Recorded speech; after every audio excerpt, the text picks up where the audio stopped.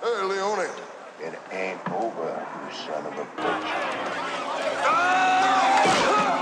I'll kill you! I'll kill you!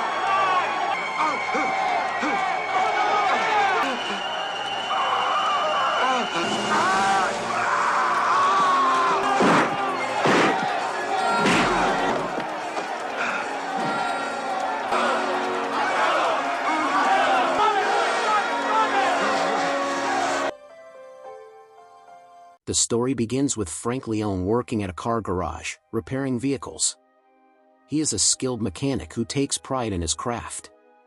Not long after, a woman arrives asking him to look at her car, and Frank starts joking around with her.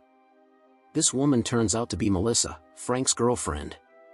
They enjoy some time together, and later, Frank is seen playing ball with local kids in the park while Melissa looks on with a smile. Afterward, he goes to her and kisses her warmly. Eventually, Melissa drops Frank off at Norwood, the prison where he is serving time. Because of his good conduct, Frank has earned the privilege of frequent furloughs from this minimum security facility. Years earlier, Frank had been incarcerated for a petty offense, but when his request to see his dying mentor was denied, he escaped. He only wanted a brief visit but was forced to take drastic action. Upon his return, he is welcomed warmly, showing he gets along well with both guards and fellow prisoners. Frank maintains a cheerful outlook. But despite his positive disposition, trouble soon arises. With only 6 months left on his sentence, his peace is shattered when a group of unfamiliar guards storm into Norwood one night. Unlike the usual staff, these men are harsh and intimidating. They barge into Frank's cell, cuff him without explanation, and haul him away. When Frank demands answers about the sudden transfer, they bluntly tell him it's just the way things are done. Powerless against them, Frank is shoved into a transport van and taken to Gateway, a maximum security facility. This prison is overseen by Warden Drumgoole, who personally greets Frank on arrival. Frank is shocked and unsettled to see him, which amuses the warden. It quickly becomes clear why Frank has been brought here. Drumgoole is the same warden who had once denied Frank permission to see his dying mentor, a decision that caused Frank to break out. Now, Drumgoole seeks vengeance. Frank is taken to his new cell, where head guard Meissner outlines the strict rules. Alone in his cell, Frank fumes with anger before being summoned to Drumgoole's office. When they come face to face, Drumgoole admits he has been waiting for this encounter. After Frank's escape years ago, Drumgoole faced public humiliation, losing his spotless reputation, enduring demotion, and being reassigned to Gateway. Meanwhile, Frank was celebrated by the public as a folk hero. Drumgoole has never forgiven him, blaming Frank entirely for the collapse of his career. Frank, however, argues that Drumgoole brought it on himself. If he had allowed Frank just 1 hour with his mentor, none of this would have happened. But Drumgoole insists Frank was the one who broke the law, and yet it was Drumgoole who paid the higher price. Frank counters that he also suffered, since his sentence was extended by 5 years. Drumgoole coldly warns him that his suffering has only begun. Frank is then humiliated during intake. He is stripped, mocked by guards, and shoved into a chamber where he's told to hold his breath while gas fills the room. Though he is told it will last only 30 seconds, Drumgoole cruelly prolongs it, leaving Frank coughing and gasping. More than you could imagine. The following day, Frank enters the prison yard, where he encounters other inmates. One is a notorious troublemaker, seemingly encouraged by Drumgoole to torment him. The man tries provoking Frank with a hidden blade, but before violence breaks out, Meissner steps in. Failing to find the weapon during his search, he questions Frank, who chooses not to get involved and brushes it off. Later, while mopping floors, Frank is approached by Dallas, a prisoner he knew at Norwood. Dallas urges Frank to join him in planning an escape, convinced Frank has the skills to pull it off.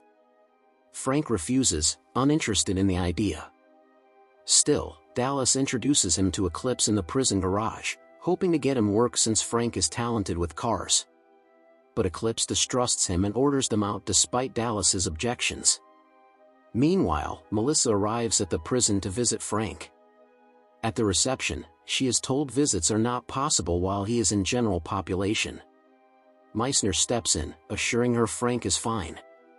When Melissa demands to know why Frank was moved despite his spotless record, Meissner dismisses it as a routine transfer. Back inside, Frank is seen cleaning machinery when Dallas approaches again, now armed with blueprints for an escape. He explains his plan to crawl through pipes and climb upward to the roof. Frank scoffs at the idea, pointing out the pipe's extreme heat would kill them. Later, at lunch, Frank notices a young and nervous inmate sitting alone. He and Dallas sit with him. The youth, nicknamed First Base, refuses to join their group. Moments later, they witness an inmate casually stab another without consequence. Frank warns First Base that survival here depends on sticking together. Not long after, Frank and First Base are drawn into a football game in the yard against Chink and his crew. Despite being roughed up, Frank holds his own. Watching him outnumbered, Eclipse finally steps in, and together, they win the game.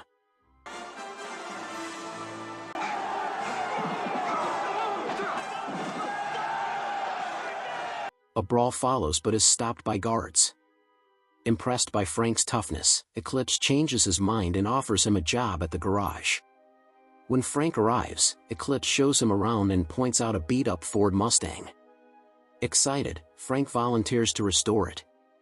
He throws himself into the work, joined by Dallas, First Base, and Eclipse. Together, they bring the car back to life, repaint it red, and celebrate their achievement. Frank even teaches First Base to drive, letting him circle the garage. But First Base recklessly drives out into the yard. Guards seize him, and Frank is punished instead.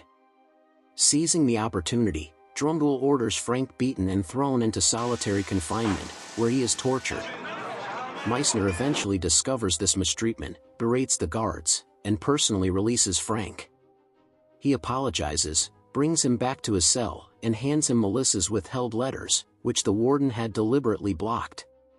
The next day at the garage, Frank's friends express outrage at his treatment, but Frank tells them not to retaliate. With only 21 days left, he believes he can endure whatever Drumgoole throws his way. However, the warden has other intentions. Determined to extend Frank's sentence, Drumgoole sets up a deadly scheme by allowing Chink and his crew to murder First Base in the gym. Frank intervenes, defeats Chink, but spares his life, knowing Drumgoole wants him to kill.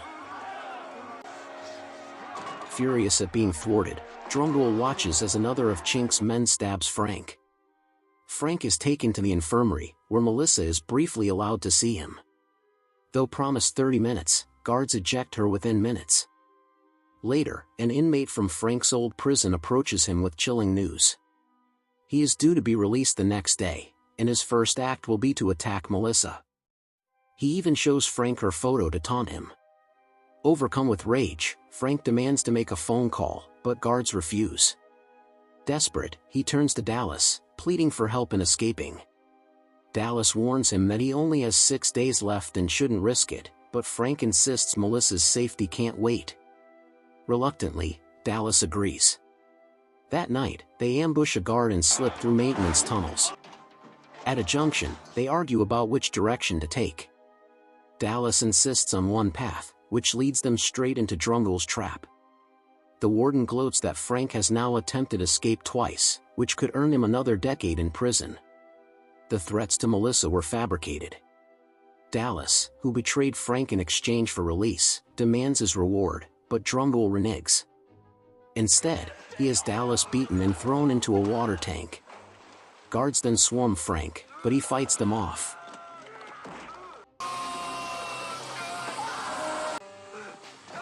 Seeing Dallas drowning, Frank moves to help, only to be attacked again. In his final act, Dallas sacrifices himself by electrocuting both the guard and himself, saving Frank's life. Frank seizes the chaos to his advantage, making it appear as if he has fled. While security scours outside, he sneaks up behind Drumgoole, drags him into the electrocution chamber, and straps his hand to the switch. Frank threatens that if anyone shoots him, the warden will die. With Meissner and other guards present, Frank forces Drumgoole to confess everything he has done. Afterward, Frank flips the switch, but nothing happens. It was never powered. His only goal was to extract a confession. Meissner then takes Drumgoole into custody despite the warden's protests. An investigation follows, exposing Drumgoole's corruption. Frank's original sentence is upheld, and upon completing it, he is released as a free man. Captain Meissner escorts him to the gates, where Frank jokingly says he'll miss the captain's smile. Frank finally steps outside Gateway and embraces Melissa, free at last.